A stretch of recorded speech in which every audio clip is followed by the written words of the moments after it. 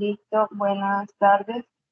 El día de hoy, mi grupo Rotación 4819, junto a la asesoría del doctor Félix Canencia, vamos a tratar el tema de cáncer de ovario.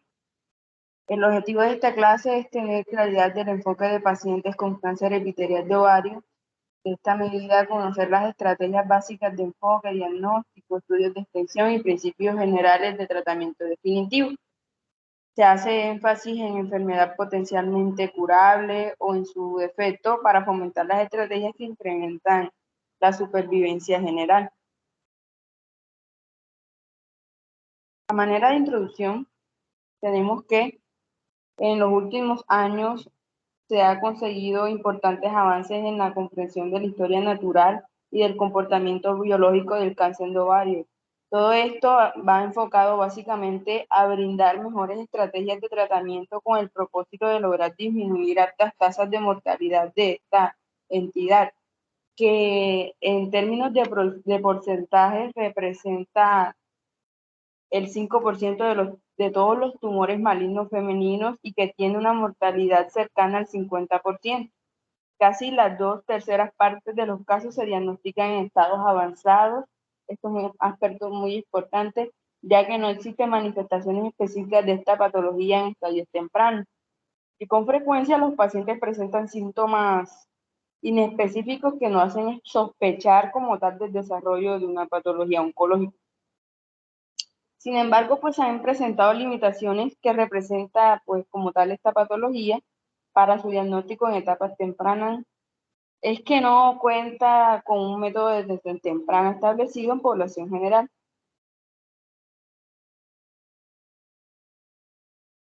Bueno, ya entrando un poco en lo que es la anatomía, tenemos que el ovario es un cuerpo ovoide ligeramente aplanado que mide unos 3 centímetros de largo, 2 centímetros de ancho y 1 centímetro de grosor aproximadamente.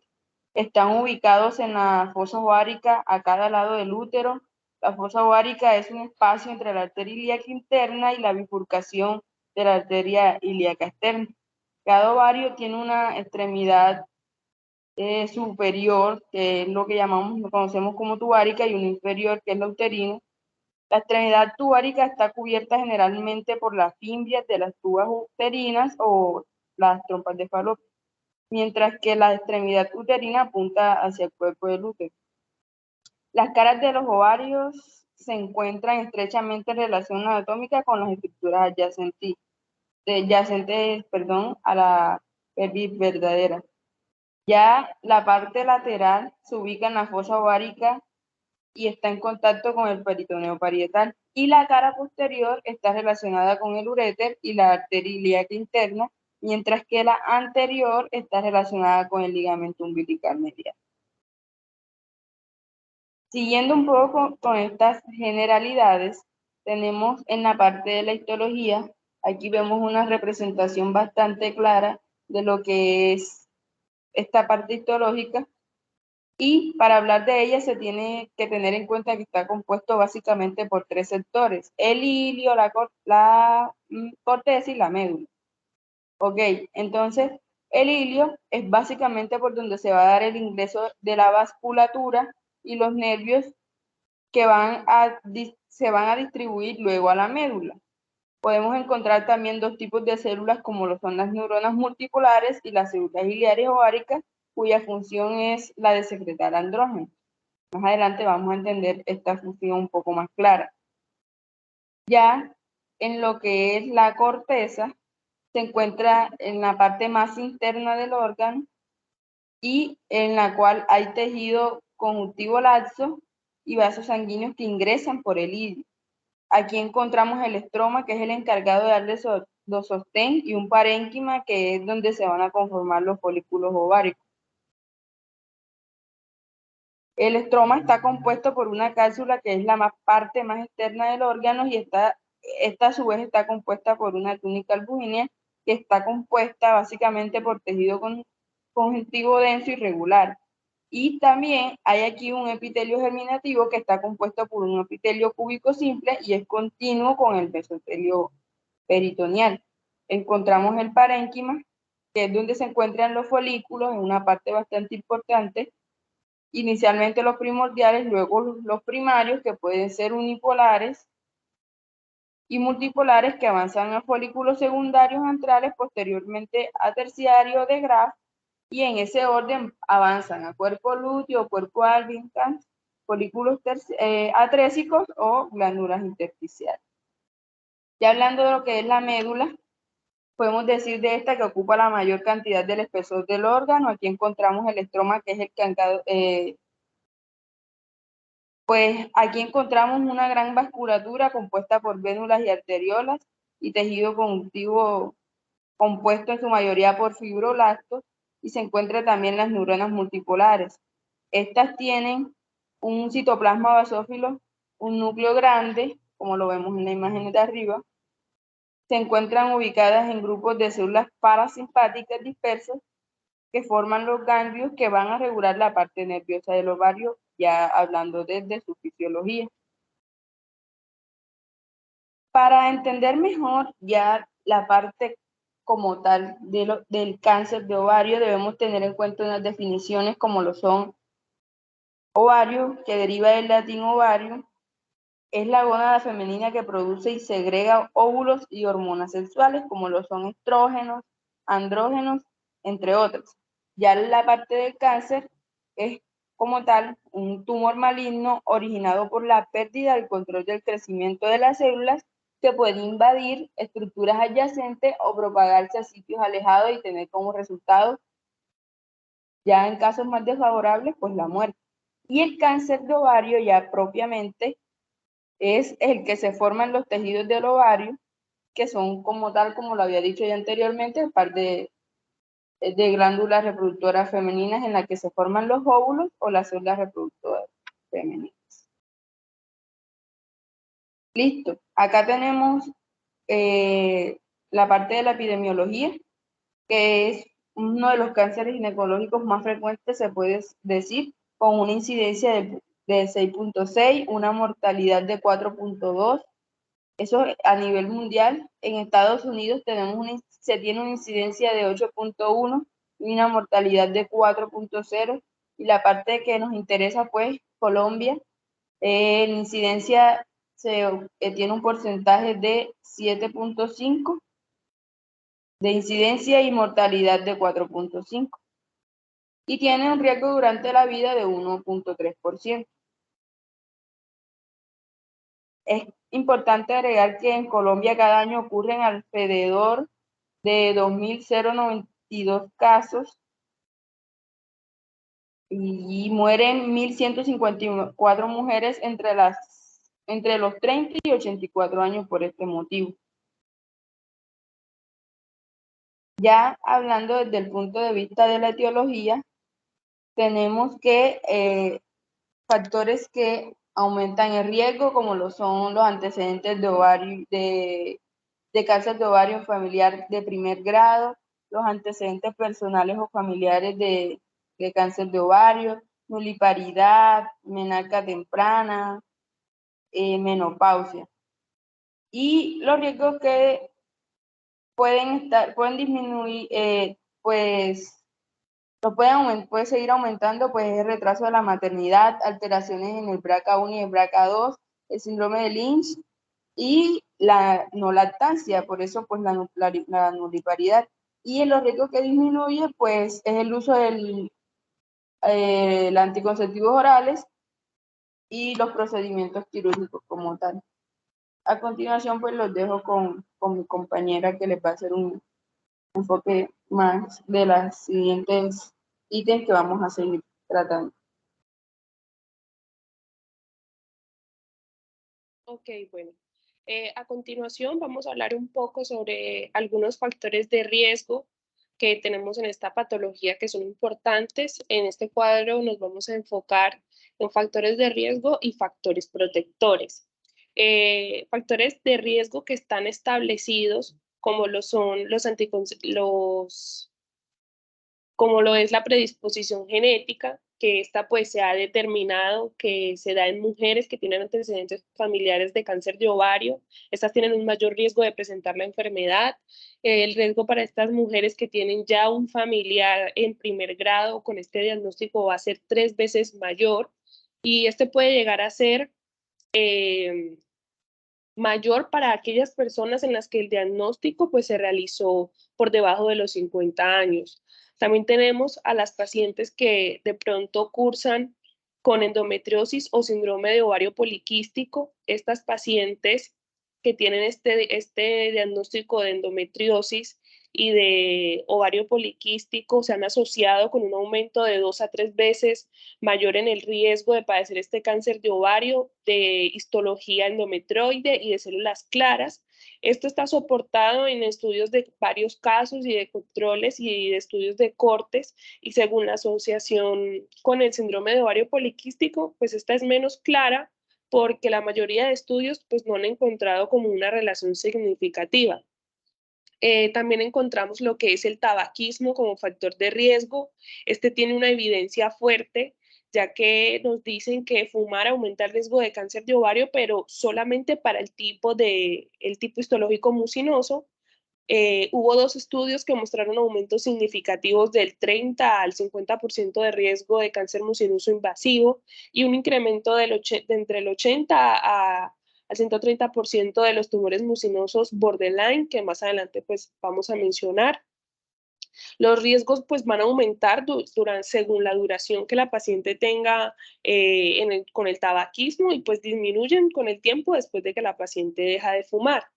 Otro punto muy importante acá es la obesidad, ya que esta se va a asociar a procesos inflamatorios crónicos y a las células grasas que producen pues citocinas inflamatorias, que estas convierten la androstenidona en estrona. Hay que tener en cuenta que la obesidad va a aumentar el riesgo de varios tipos de cáncer, entre ellos incluidos el de mama, el cáncer endometrial, y pues siendo hasta hace poco pues los datos del cáncer de ovario pues que son inconsistentes.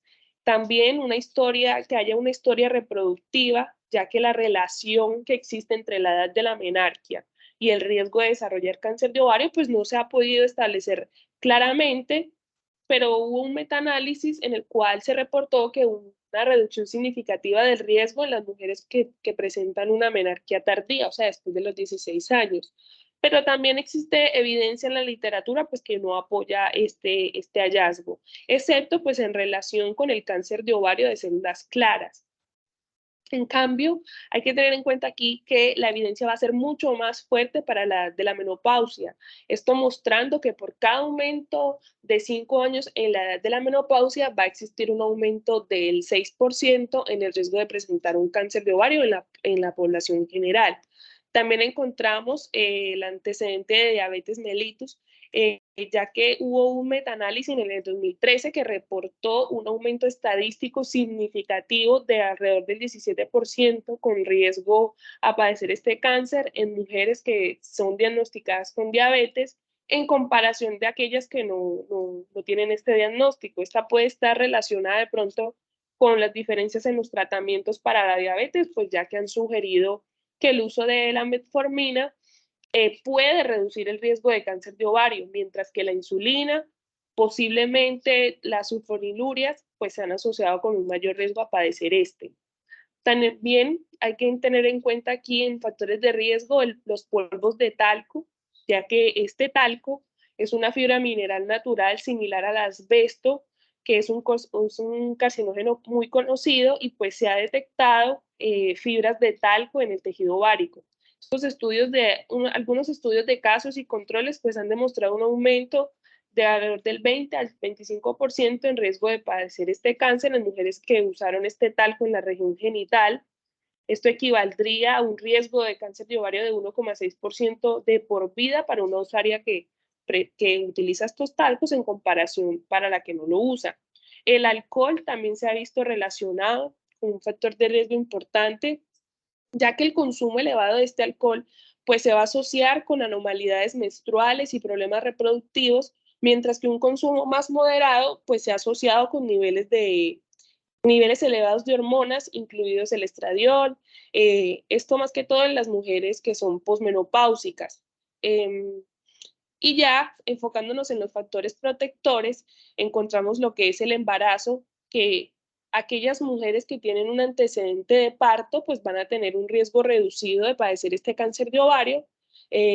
Esto llegando a presentar por cada parto adicional una reducción de riesgo entre el 10 al 20%. Este factor protector, como lo es el embarazo, va a ser válido para cualquier tipo de histológico, pero va a ser principalmente para para los tipos de células claras y los endometrioides. Además, hay que tener en cuenta aquí que para el origen epitelial va a ser en menor proporción. También encontramos como factor protector el uso de los anticonceptivos orales. Esto es un poco controversial, ya que pues, se ha establecido una clara asociación entre el uso de estos anticonceptivos y pues, la reducción del riesgo de cáncer.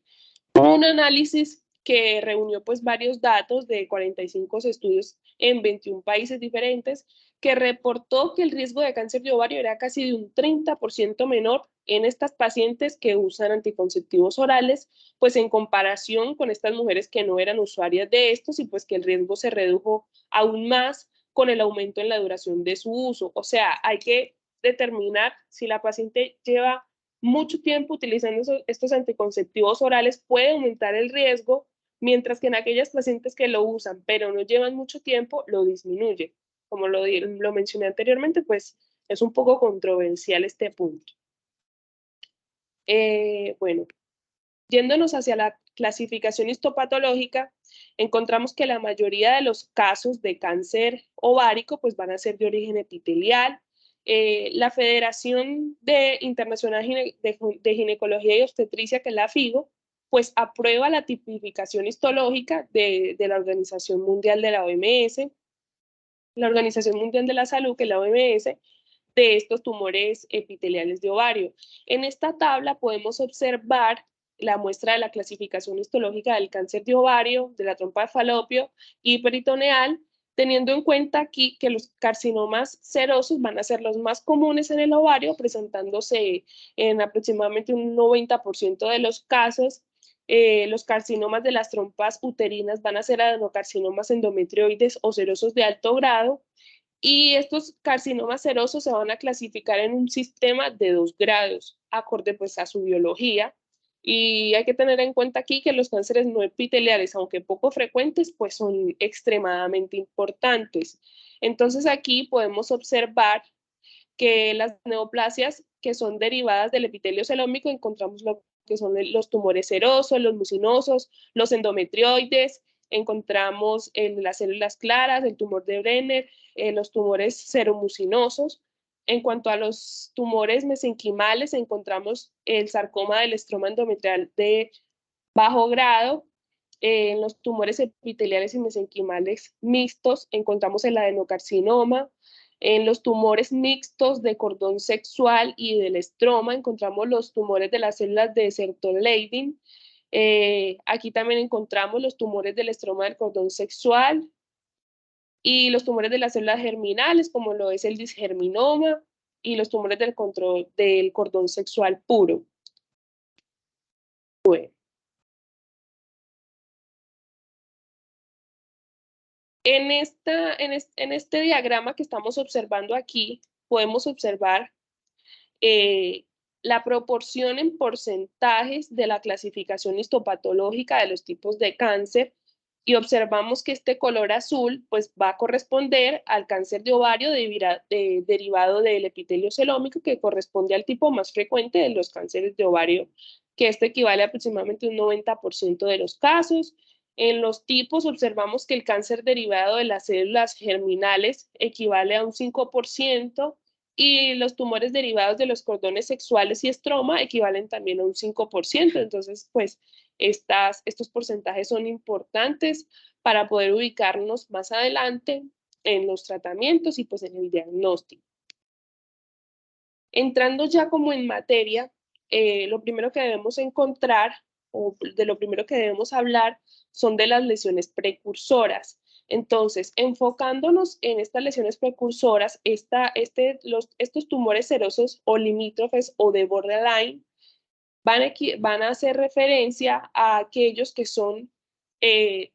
tienen bajo potencial maligno, son lesiones que van a estar confinadas al ovario, son de buen pronóstico, aparece entre los 30 y los 60 años, el 30% de las pacientes que padecen estos tumores serosos o de borderline, el 30% van a ser bilaterales y estos van a ser los precursores de los carcinomas serosos de bajo grado. Aquí vamos a encontrar que estos tumores serosos tienen unos criterios diagnósticos, como lo es primero la formación de papilas, como podemos observar en la imagen de la derecha, que estas van a tener una mayor complejidad que las benignas, y también podemos observar el epitelio pseudoestratificado, que van a tener unas atipias nucleares y un aumento en la actividad mitótica, que presenta también ausencia de invasión. En cuanto a las siguientes lesiones precursoras, encontramos las del tipo 2, que aquí vendría siendo el carcinoma intraepitelial seroso tubárico. Aquí podemos observar que este se va a originar aquí en la fimbria de la tuba uterina. Esto se conoce, esta parte que observamos en el diagrama, se conoce como la firma del P53, que este puede ser el inicio pues, de los carcinomas serosos de alto grado. Podemos observar en la imagen de la mitad que cercano a esta firma del P53, donde hay una expresión elevada de este mismo, comienza a haber como un crecimiento descontrolado de estas células epiteliales, que son las tubáricas, pues en la región de las fimbrias. Entonces, estas van a estar como haciendo carcinomas intraepiteliales que después pues van a ser depositados en las superficies del ovario, donde van a tener donde ellos van a encontrar como condiciones más adecuadas para poder proliferar, como se puede observar ya en la última imagen. Aquí ya hubo como una invasión de estos carcinomas epiteliales. Esto lo digo yo.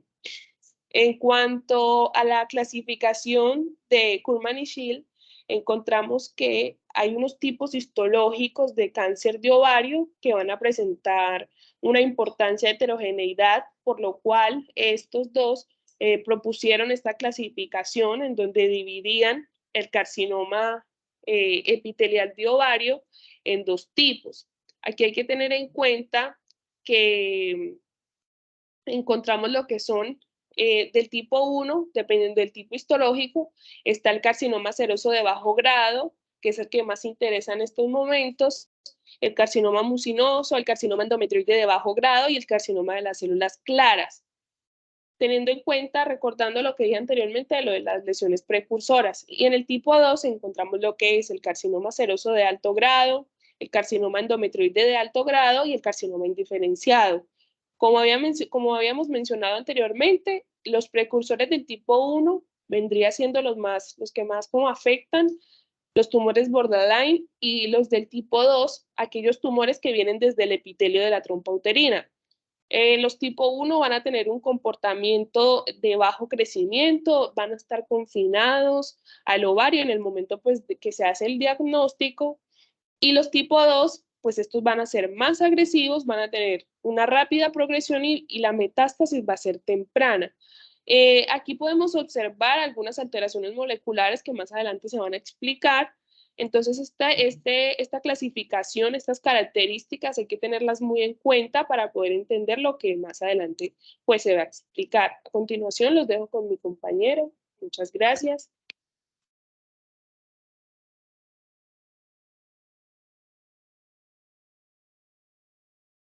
Bien, listo. Entonces, continuando con lo que es la presentación, bueno, esta imagen básicamente es como una representación gráfica de lo que ya nos mencionó la compañera.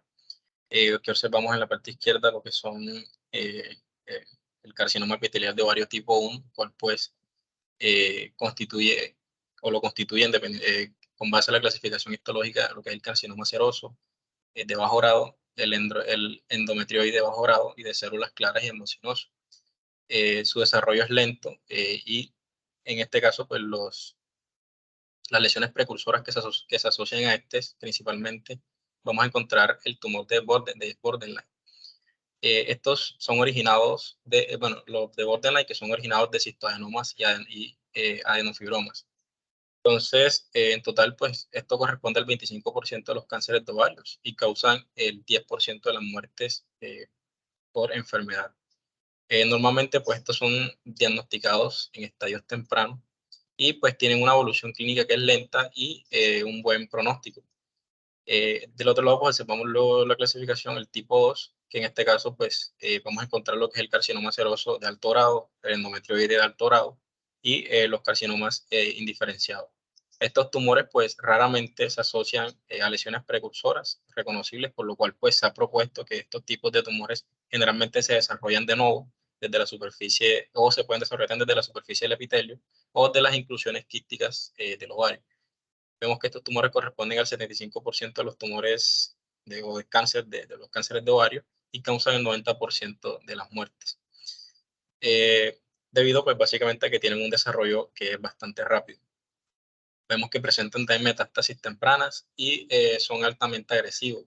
Por lo general, pues, son diagnosticados ya en estadios avanzados por su alta, pues, proliferación, como les mencioné, que se desarrollan muy rápido y se caracterizan con alta frecuencia con mutaciones, por ejemplo, del gen TP53 en un 80% de los casos, pero también vamos a encontrar asociados las mutaciones las inactivaciones del BRCA1 y BRCA2.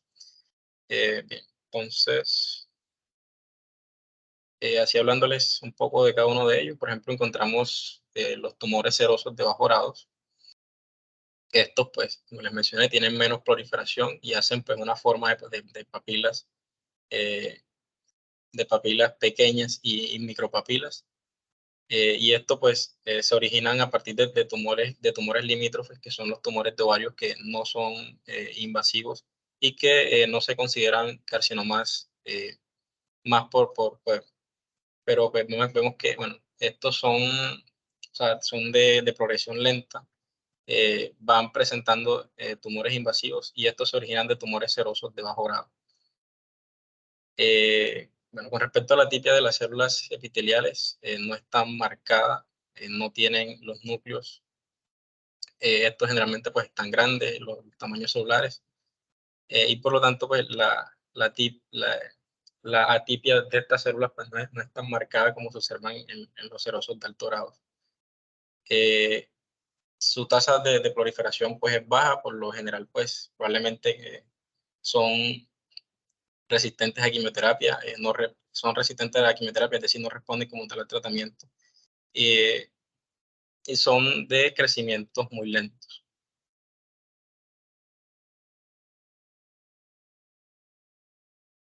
Bien, entonces, continuando con los serosos de alto grado, vamos a encontrar que estos son tumores muy agresivos, tienen una alta tasa de proliferación.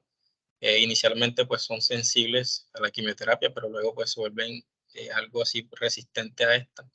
Y generalmente, pues, vamos a encontrar que estos se asocian a mutaciones del BRCA1 y BRCA2 y también, pues, del PT53.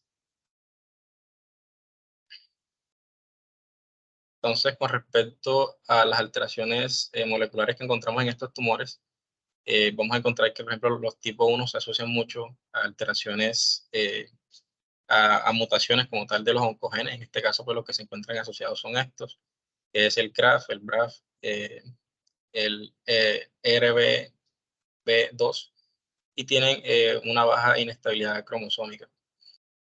El tipo 2, que se van a encontrar asociados a mutaciones del P53, del BRCA1 y el BRCA2, como ya se lo habíamos mencionado, etcétera, etcétera. Bien, entonces vemos que la FIGO también, pues, propone una clasificación para este tipo de tumores. En este caso, pues, la más actualizada es esta que les traemos aquí, la cual, pues, salió en el 2014. Esta es como una visión en general como tal de esta clasificación. Por ejemplo, encontramos que en el estadio 1, que es este que les mostramos aquí, el tumor, pues, se va a encontrar confinado a los ovarios o a las trompas de falopio. A su vez, este estadio 1 se clasifica o se subdivide en estadio 1A, 1B y 1C. En el caso del estadio 1A, son tumores pues, que están limitados a un ovario o a la trompa de falopios. No hay tumor como tal en la superficie del ovario o la trompa de falopio, y no hay células malignas en las ascitis ni en los lavados peritoneales. El 1B pues, es un tumor que está limitado a ambos ovarios o ambas trompas de falopios. No hay tumores en la superficie de los ovarios o en las trompas de falopios, y no hay células malignas en la ascitis o los lavados peritoneales. En el caso pues, del 1C, vamos a encontrar que este pues, va a estar limitado a uno o ambos ovarios o una o ambas trompas de falopio, y se acompañan de cualquiera de las siguientes situaciones. Encontramos que el 1C, vamos a encontrar el 1C1, que se asocia a derrames quirúrgicos, el 1C2, que se asocia a ruptura de la cápsula antes de la cirugía, o un tumor en la superficie de los ovarios o en las trompas de falopio, y el 1C3, que se produce por detección de las células malignas en la citis o en los lavados peritoneales. Entonces, la compañera Fabiana pues, nos va a seguir mencionando la clasificación FIGO. Bueno, buenas tardes. Continuando con la clasificación FIGO, vamos a tener el estadio 2, donde pues vamos a tener un tumor que va a comprometer uno o ambos ovarios, y también puede comprometer una o ambas trompas de falopio, y se puede dar como una diseminación pélvica o un cáncer primario de peritoneo. Dentro de esta segunda clasificación vamos a tener dos subdivisiones, la 2A y la 2B. Hablando un poco acerca del estadio 2A, se va a tratar pues de una diseminación o implantes en el útero y pues las trompas de falopio o los ovarios. Y la 2B, vamos a hablar básicamente pues de una diseminación a otros tejidos pélvicos intraperitoneales.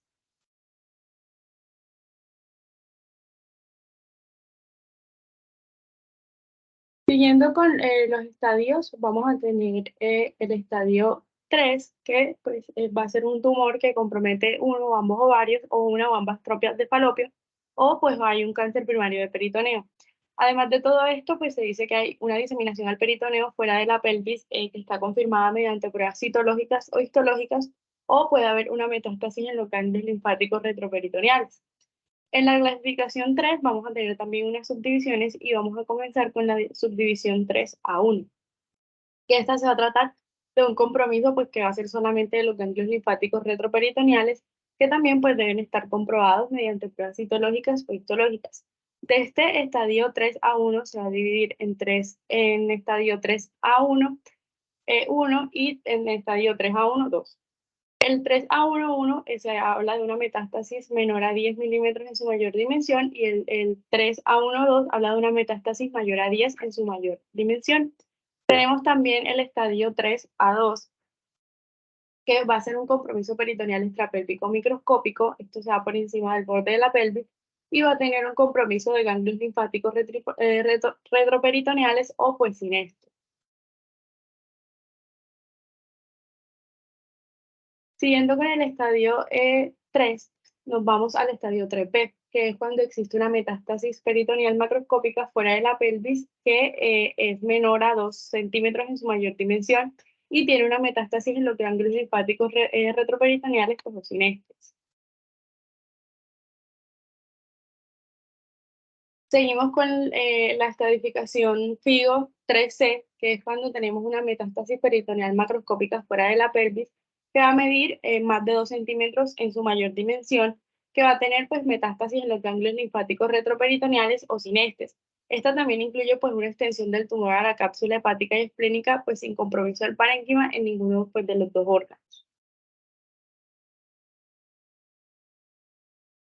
Finalizamos con el estadio 4, que también lo vamos a subdividir, pero el estadio 4 pues se trata de una metástasis a distancia con exclusión de metástasis peritoneales. Lo subdividimos en 4A y 4B, que el 4A va a ser un derrame pleural que va a tener un resultado positivo en el estudio citológico, y el 4B va a ser pues una metástasis parenquimatosas y una metástasis en los órganos intraabdominales. Incluso se puede dar también en los ganglios linfáticos inguinales y los ganglios linfáticos pues fuera de la cavidad abdominal. En las vías de diseminación, pues tenemos que el carcinoma de ovario va a tener 3 vías de diseminación, entre las que vamos a encontrar primeramente la vía transcelómica, segundo la vía linfática y tercero pues la vía hematógena. La vía principal pues, de diseminación de los carcinomas de ovario va a ser por una exfoliación de las células tumorales directamente pues, a la cavidad peritoneal. Estas lo que van a hacer es que siguen la circulación normal del líquido peritoneal hasta la gotera parietocólica derecha y pues la superficie inferior del epidiofragma derecho, donde aquí pues se pueden implantar y pueden crecer. El aumento va a ser un sitio frecuente de compromiso, pues sin embargo, todas las superficies intraperitoneales pueden llegar a afectar, incluyendo también la serosa de los intestinos. A continuación, los dejo con mi compañero Jorge Solano.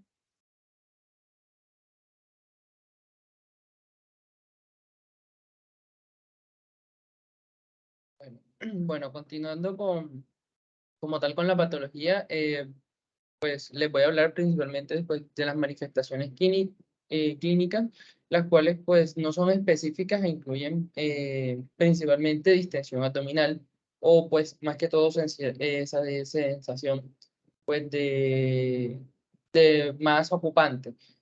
También incluye saciedad temprana, náuseas, cambios en la función intestinal, síntomas urinarios, dolor de espalda, fatiga y pérdida de peso, que pues generalmente se presentan tiempo antes del diagnóstico. Entonces, si estamos frente a un cáncer o frente pues, a una patología temprana, puede presentarse principalmente de forma sintomática, ya que como tal el tumor, hasta que no empiece como tal a hacer una afectación anatómica o estructural, pues no va a presentar síntomas. Pero pues de forma general la paciente puede presentar flujo anormal, poliaciuria o pues tenesmo vesical. En algunas mujeres también puede provocarse dolor abdominal, pero más que todo pues, por el cáncer, está asociado más a la torsión de la masa como tal. Y ya en un cáncer más avanzado, se van a encontrar síntomas inespecíficos, como el agrandamiento del ovario y pues la presencia de ascitis en la cavidad pélvica. Y específicamente en tumores de las células germinales y del estroma, podemos encontrar efectos funcionales, principalmente pues, por la producción de hormonas que pues, se ve aumentada, en donde destaca el hipotiroidismo, la feminización o en su defecto la virilización. Entonces, en el enfoque diagnóstico que vamos a tener del tumor o del cáncer de ovario, inicia inicialmente pues, por la historia clínica, en donde los hallazgos del examen físico y los paraclínicos van a ser como el pilar fundamental para así pues, proceder con el siguiente manejo que se le va a dar. Entonces también se incluye lo que son los marcadores tumorales y las imágenes diagnósticas para así pues, confirmar el mismo. Entonces debe establecerse durante la anamnesis principalmente los antecedentes personales y familiares de la paciente para ir en busca de factores de riesgo que pueda presentar cáncer de ovario. Entonces, principal, la mutación del BRCA1 y el BRCA2 o si como tal hay síndrome de cáncer hereditario asociados al síndrome de Lynch. Y también, pues, si tiene historia de infertilidad o de nulliparidad. A su vez, también, pues, destacar factores protectores como el uso de anticonceptivos orales, la multiparidad, la ligadura tubárica o, en su defecto, la lactancia materna. En cuanto al examen físico, este debe realizarse de forma detallada y incluye inicialmente la inspección del paciente teniendo en cuenta su estado funcional, en donde pues destacan los signos vitales y el examen abdominopélvico, que va enfocado principalmente en la búsqueda de masas, bien sean móviles o fijas, ascitis o signos de irritación peritoneal. Al momento de realizar el tacto vaginal, es importante definir las características de la vagina, el cuello uterino y los fondos de saco, así como establecer el tamaño del útero y la presencia o ausencia de masas independientes al ovario o pues al tamaño como tal que es presente el útero. Básicamente, pues realizar un diagnóstico diferencial en cuanto a si se presenta una patología concomitante. Y pues tener en cuenta que los tumores malignos están asociados a pues a características sólidas, fijas, nodulares que pues, cursan con ascitis. En cuanto a las imágenes diagnósticas, estas pues se realizan con el objetivo de lograr establecer una aproximación a las características clínicas del paciente y asimismo pues la extensión que tenga la enfermedad. Entonces tenemos inicialmente la ecografía pélvica transvaginal, la cual es la primera técnica utilizada para determinar el origen, la naturaleza y la extensión del tumor. Entonces, es preferible que sea transvaginal sobre la transabdominal debido a que, pues, con la transvaginal, al tener en cuenta que los ovarios, pues, son estructuras pélvicas, pues, se evidencian, pues, mejor desde este punto de vista. Además, nos aporta mejor información acerca de la morfología del tumor y de los patrones de vascularización que puedan tener. También destacamos la tomografía axial computarizada de abdomen y pelvis, la cual proporciona información sobre el tamaño y la localización del tumor, asimismo si hay presencia o no, pues de compromiso a los ganglios linfáticos regionales, ascitis y la metástasis, pues si extraperitoneal, principalmente a vaso e hígado. También tenemos la resonancia magnética, la cual pues no es una imagen diagnóstica de rutina, pero pues en caso de ser, de tener la oportunidad de poder realizarla, esta aporta información para detectar infiltración a órganos pélvicos como pues la vejiga o el recto. Bueno, también como les había dicho, debemos tener en cuenta los marcadores tumorales, los cuales pues, son sustancias biológicas que se expresan como respuesta del organismo frente a ciertos tumores y pues se detectan en sangre y manifiestan el crecimiento o como tal la actividad tumoral que se presenta en el paciente. Entonces, se consideran como específicos o pues los mejores para tumores epiteliales y su papel se basa en establecer o tener en cuenta el seguimiento y la respuesta al tratamiento que se le está haciendo a la paciente. Entonces tenemos pues como marcador tumoral de excelencia el CA-125, el cual tiene una sensibilidad del 80% con una especificidad del 75% para como tal la detección de los tumores malignos de ovario.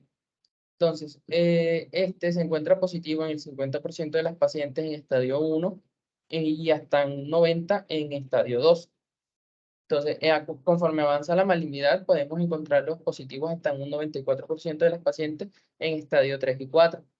Y también aquí destaca el antígeno carcinoembrionario, la cual pues no es específico para tumor, pero pues sí está asociado a los tumores, ya que se eleva especialmente en presencia de adenocarcinomas de colon y recto. Entonces, pues, puede funcionar en sospecha de metástasis o como tal, en también un aumento en presencia de cáncer de mama, ovario, pulmón y páncreas. Y como tal, caso dado la paciente lo amerite, pues obviamente salga positivo, pues la remisión al ginecólogo oncológico, que sería como tal quien le llevaría su seguimiento. Entonces, en cuanto al diagnóstico de cáncer de ovario, tenemos que tener en cuenta si existe o no, pues que básicamente no existe una prueba de tamizaje, entonces, pues todo se va a basar como tal en la historia clínica de la paciente. Se le va a realizar la eco transvaginal y se enviará pues el CA-125 para como tal el seguimiento de la paciente en caso dado pues salga positivo pues para todo el resto de paraclínicos salgan positivos para que tiene cáncer. En cuanto a los hallazgos, debemos tener en cuenta si la tumoración es compleja, o sea que si se asocia a la presencia de ascitis, o si estamos frente a una tumoración en una mujer perimenopáusica, que pues lo principal es que sea en estas pacientes específicamente revisada histológicamente para así diagnosticar frente a qué tumores nos estamos enfrentando. Y en caso dado que se presente o no, o en sospecha de malignidad, encontramos si existen o no tumores mixtos o sólidos, si hay bilateralidad en los ovarios, si existe un tabique de más de 3 milímetros, si el tumor es de más de 10 centímetros, si hay presencia de ascitis, si hay involucramiento de la pared o si pues hay un índice de resistencia como tal al tratamiento. Entonces, el enfoque diagnóstico va a ser principalmente basado en la cirugía citorreductora, que es como el pilar en el tratamiento del cáncer de ovario. Básicamente, aquí la cirugía va a ser como que en lo que se va a basar el tratamiento, que pues después se definirá si se necesita o no una coadyuvancia con quimioterapia o radioterapia. Entonces, esto se va a guiar por medio de TAC, resonancia o resonancia magnética, que es como tal, donde vamos a evaluar como tal las características del tumor y así eh, pues evidenciar si la paciente de entrada está apta para la cirugía. Entonces, si esta está apta, se le realiza y pues se le deja pues la quimioterapia como coadyuvancia. Si está en duda, se realiza una laparoscopia de exploración en donde pues se tiene en cuenta si pues se toma como tal la biopsia para así confirmar el diagnóstico y en caso dado se le hace el índice de Fagoti que si este es mayor de 8 pues ya se manda como tal la quimioterapia coadyuvante. Y en caso dado de la paciente no sea eh, candidata para la cirugía, se le debe realizar la biopsia por aguja, evidenciar, enviarle la quimioterapia coadyuvante y como tal, derivar luego de la quimioterapia a cirugía citorreductor. Entonces, en el tratamiento tenemos principalmente la cirugía citorreductora, que es como tal el pilar en el tratamiento. Y esto va a depender de la intención y el momento en que se quiera realizarla. De ese modo lo podemos diferenciar en dos tipos, por decirlo así. Entonces, tenemos que tener en cuenta que el objetivo de la cirugía es la resección de toda la enfermedad con una intención curativa, principalmente en los estadios 1 y 2. Ya en estadios más avanzados como 3 y 4 se busca reducir como tal los márgenes, o sea, como la extensión, y de ese modo continuar con la quimioterapia y así pues evaluar si podemos o no salvar a la paciente. Entonces, en estadio, y aquí entonces tenemos que la cirugía citorreductora primaria también se realiza con el fin de obtener la estadificación y evaluar el estadio y asimismo el pronóstico que pueda tener la paciente o no con la terapia.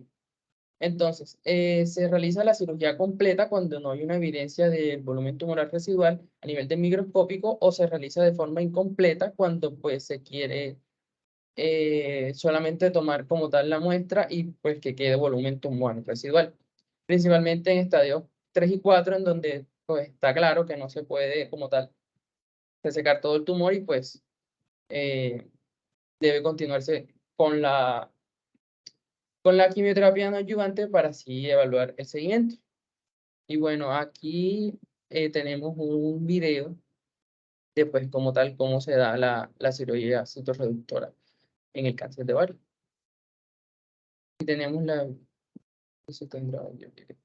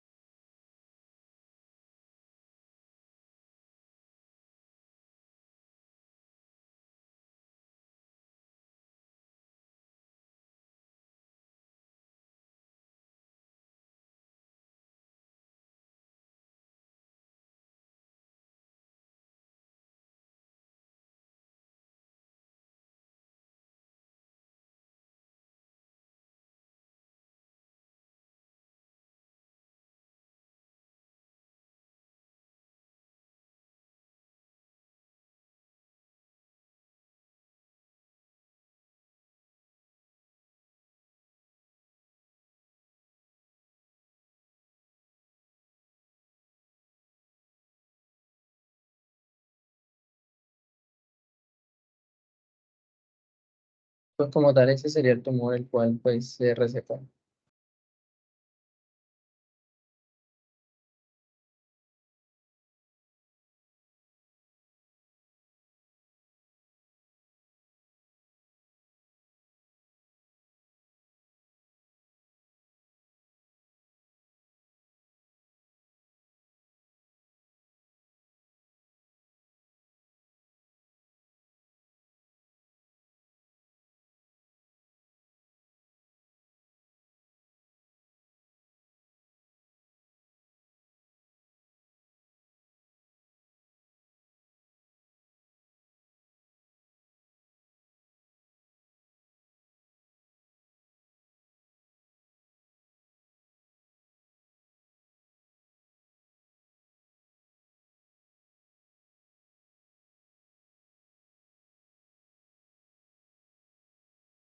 Y bueno, ahora los dejo con mi compañera Aura. Bueno, entonces hablándoles un poco más de la cirugía de citorreducción primaria, pues vamos a tener que el objetivo de esta pues es reducir al máximo la carga tumoral en el abdomen y en los órganos pélvicos. Lo que se busca pues es eliminar la mayor cantidad de tejido canceroso visible para mejorar la eficacia del tratamiento posterior, que suele ser la quimioterapia. Al reducir pues el tamaño del tumor y eliminar la enfermedad visible, pues lo que se espera es mejorar las tasas de respuesta al tratamiento y de esta manera pues prolongar la supervivencia. Este procedimiento es realizado entonces por un equipo quirúrgico especializado, como nos dimos cuenta en el video, y puede ser complejo y extenso, ya que implica pues la exploración minuciosa de la cavidad abdominal y la extirpación cuidadosa de los tumores. La citorreducción primaria pues se realiza en un entorno quirúrgico y requiere pues de anestesia general.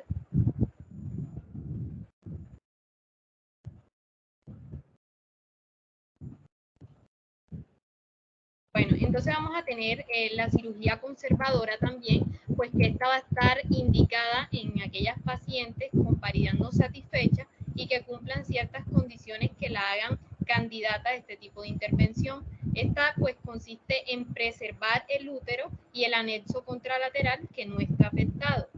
También vamos a tener la cirugía de reclasificación, que esta se realiza en aquellas pacientes donde el diagnóstico de malignidad se hace pues de forma incidental o en quienes se les realizó cirugía inicial no clasificatoria. Tenemos también la cirugía de intervalo, la cual se realiza en pacientes que durante la valoración inicial no eran candidatas a citorreducción primaria por enfermedad irresecable o condiciones propias de la paciente. Esta se va a llevar a cabo posterior a 3 ciclos de quimioterapia y tiene como objetivo efectuar una cirugía completa. Entonces, vamos a tener también la cirugía de segunda mirada, que también es denominada second look, que esta pues se realiza en pacientes asintomáticas que complementaron su tratamiento oncológico primario con estudios de extensión negativos. Esta se realiza con el fin de definir la respuesta al tratamiento alrededor de 6 a 8 semanas después de haber terminado la quimioterapia. Vamos a tener la cirugía de citorreducción secundaria, también pues esta se va a definir como la cirugía que se realiza exclusivamente para el tratamiento pues ya de una enfermedad recurrente. Y por último vamos a tener ya la cirugía paliativa, que esta como tal se la vamos a ofrecer a los pacientes muy sintomáticos ya en estadios terminales que pues no van a tener la posibilidad de un manejo con intención curativa, para intentar entonces reducir la enfermedad abdominal y brindarles mejores condiciones ya de la calidad de vida. Bueno, en esta tabla vamos a tener que al momento de realizar la cirugía de citorreducción primaria se tiene que tener en cuenta si se trata de bajo o alto riesgo. Entonces, en los de bajo riesgo, como sabemos, vamos a tener el tumor seroso de bajo grado, el endometrioide estadio 1, el mucinoso estadio 1, las células claras estadio 1A y el borderline. En este caso, pues a esto les daremos observación. Ya en alto grado, como es el seroso de alto grado, el endometrioide, el mucinoso 2 y 4, el de células claras 1B y el 4, vamos a utilizar el carboplatino y el paclitaxel. Bueno, entonces como tal, estos son agentes quimioterapéuticos de platino, como es el cisplatino y el carboplatino, que se utiliza en este caso. Entonces, como mecanismo de acción, los agentes de platino se basan pues en su capacidad para formar enlaces covalentes con el ADN de las células cancerosas. Una vez pues que los fármacos de platino ingresan a la célula, pues se producen reacciones químicas en las cuales los platinos se unen a los núcleos nucleofílicos del ADN, como son las bases de adenina y las de guanina. Entonces, estas uniones forman adductos de platino ADN que causan un daño estructural como tal al ADN y previenen su correcta replicación y transcripción. Además, el paclitaxel pues se une a los microtúbulos y evita su despolimeración, lo que resulta en una inhibición de la división celular y la proliferación de las células cancerosas. Entonces, al estabilizar como tal los microtúbulos, el paclitaxel interfiere como tal en la formación y el funcionamiento del uso mitótico durante la fase de división celular, lo que conduce entonces a la detección del ciclo celular y la muerte de las células cancerosas.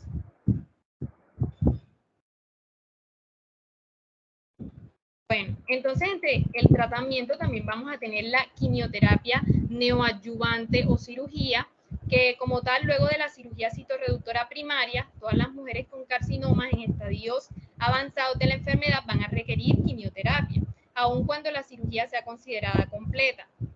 Los derivados del platino van a representar entonces el grupo más eficaz para el tratamiento del cáncer de ovario epitelial.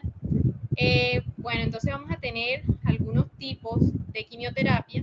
Entre estas vamos a tener la quimioterapia para el cáncer de ovario en estadios tempranos, que como tal el pronóstico de los pacientes con tumores epiteliales de ovario en grado 1A y 1B, grado 1 y 2, pues es muy bueno.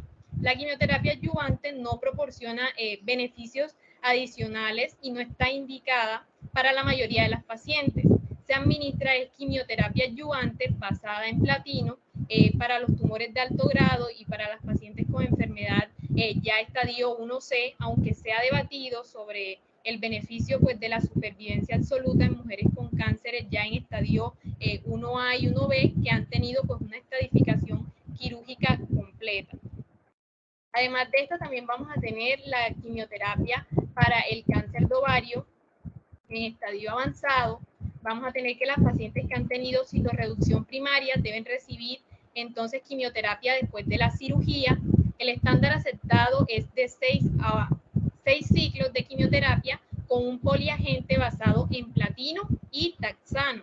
El docetaxel pues es una opción en pacientes que han tenido una reacción alérgica significativa al paclitaxel o que desarrollan una neuropatía sensorial temprana y ya que tiene pues una menor neurotoxicidad.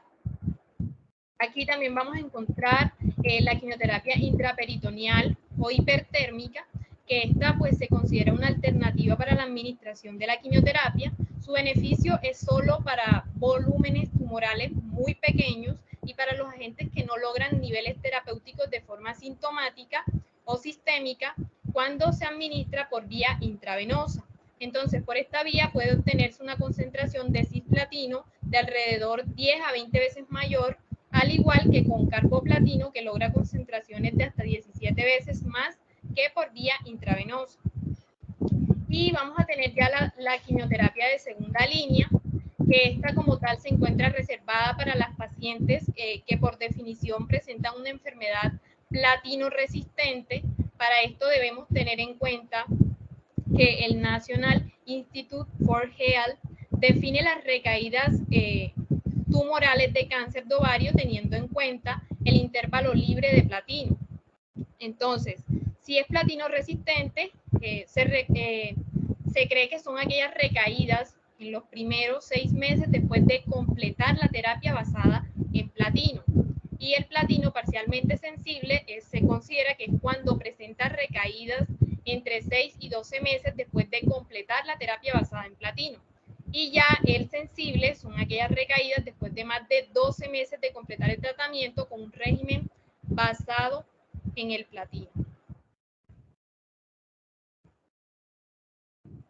Bueno, ya a manera de conclusión vamos a tener que, en resumen, el cáncer de ovario es una enfermedad grave que a menudo se diagnostica en etapas ya muy avanzadas. El diagnóstico temprano y el tratamiento adecuado van a ser claves para mejorar el pronóstico. La investigación médica pues continúa avanzando para encontrar nuevas terapias y enfoques de tratamiento. Entonces va a ser importante estar consciente pues de los factores de riesgo.